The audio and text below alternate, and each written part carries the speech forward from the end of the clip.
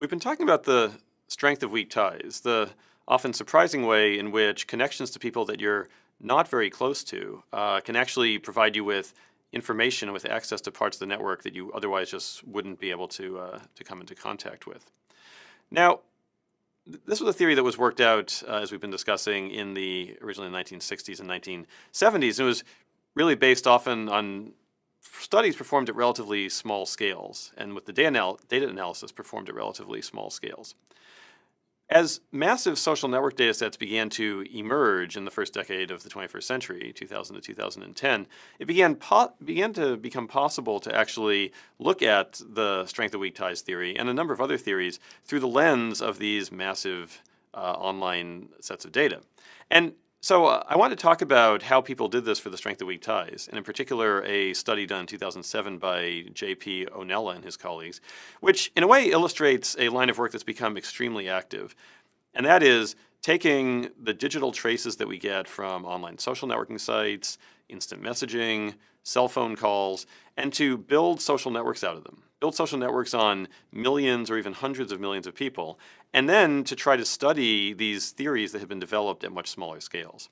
And in this way, there's been this interesting interplay between two very different styles of research around these social phenomena. One that works at small scales and develops these theories under these complex, nuanced settings with limited amounts of data, and the other that takes these massive data sets from these digital traces and tries to study phenomena at that scale.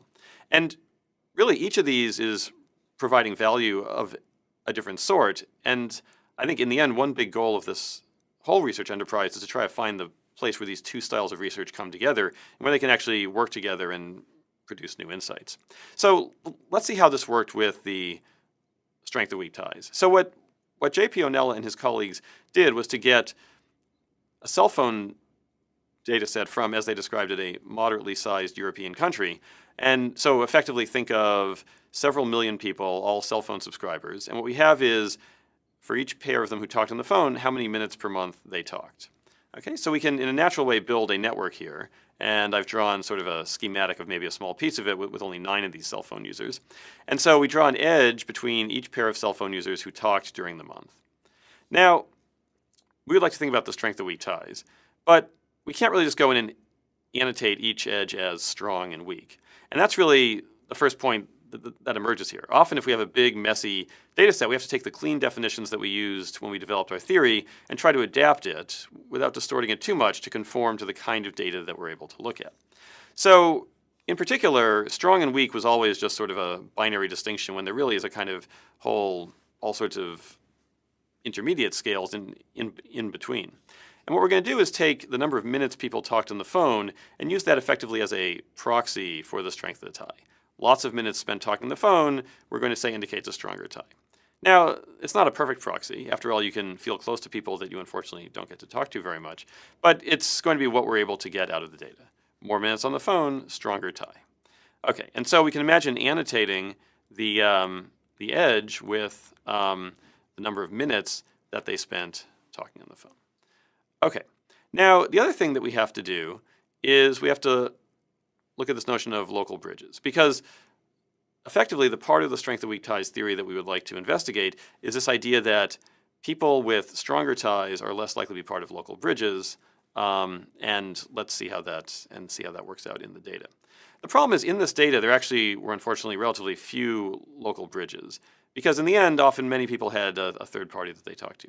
So what we'd like to do is actually relax the definition of local bridge and talk about certain edges being sort of more local bridgey than others.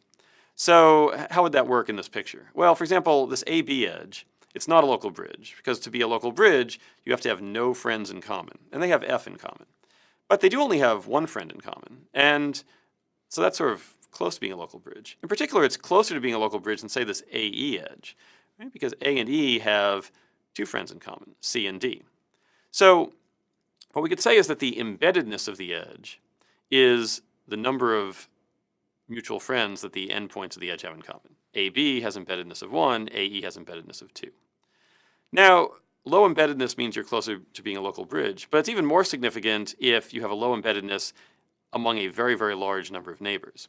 And so we're going to define a second concept, the neighborhood overlap, which is actually going to be a ratio. It's a sort of relative embeddedness. So its numerator is the number of nodes who are neighbors of both ends, right? So neighborhood overlap of the AB edge.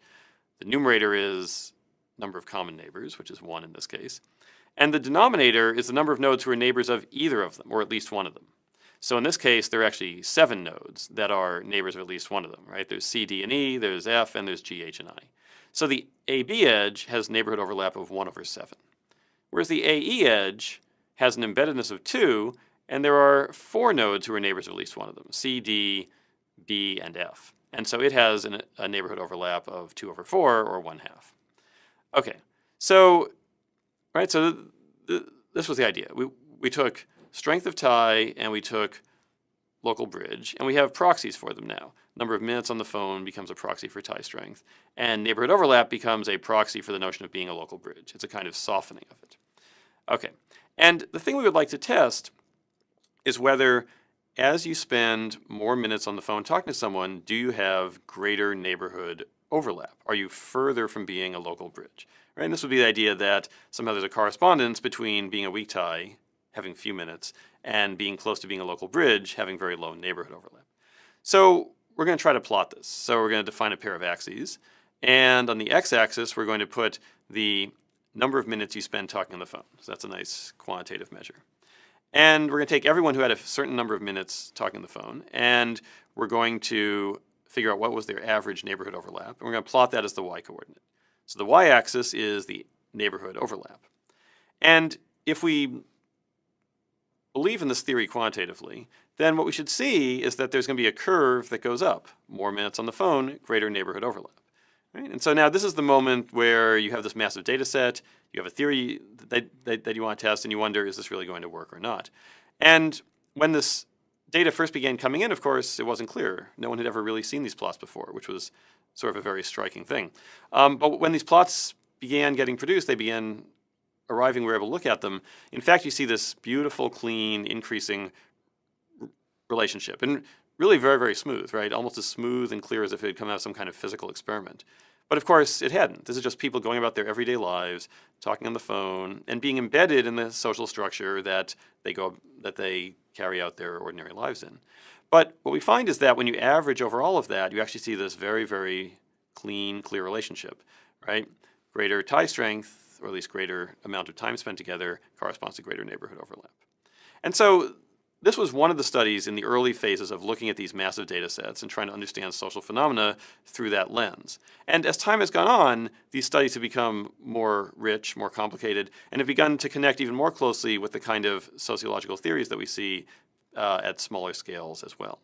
And it's also become part of the design space. So now over the past couple of years, for example, you see sites like Facebook, for example, thinking in terms of strong and weak ties when they figure out how to connect you to news from your friends and the different effects that news across these different kind of links is going to have.